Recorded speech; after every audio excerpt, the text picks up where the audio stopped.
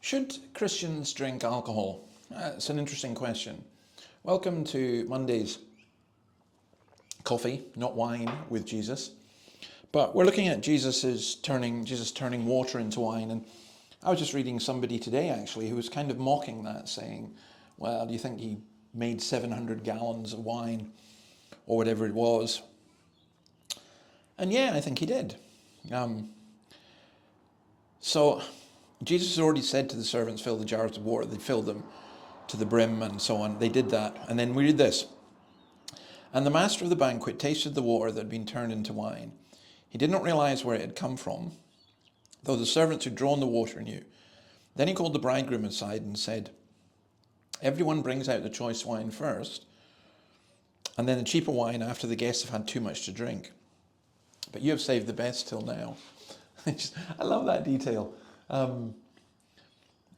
Saving the best wine until then. So you understand what is being said.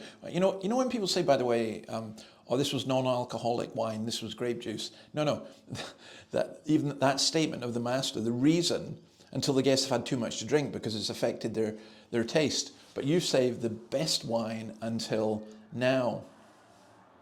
So let me answer the question about should Christians drink alcohol. Well, Christians are free to drink alcohol, but if you're an alcoholic, you shouldn't.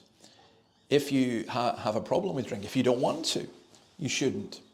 But Psalm 104 talks about wine that makes glad the heart of a man, and Jesus did turn water into wine. And if you're saying it's wrong to drink it, then why did Jesus do it? That doesn't make any sense. I used to be minister in St. Peter's in Dundee and McShane's church, and I recall when I was doing some research on McShane that at one point he refused to let the Temperance Society meet.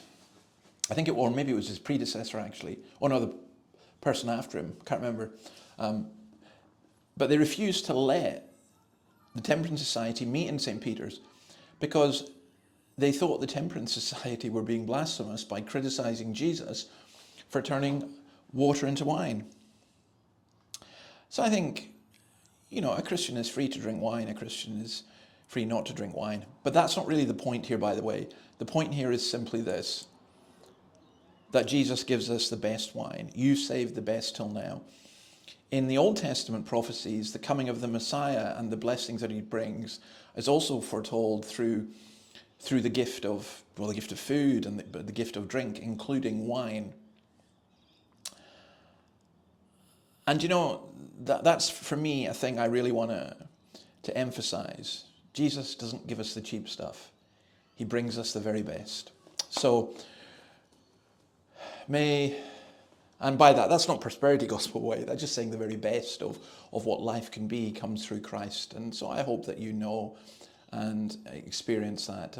I'm sitting here, it's winter in Newcastle, New South Wales, and as you can see, it's an absolutely lovely evening, and I have much to be thankful for, whether it's wine or coffee. God bless you, and see you tomorrow. Bye.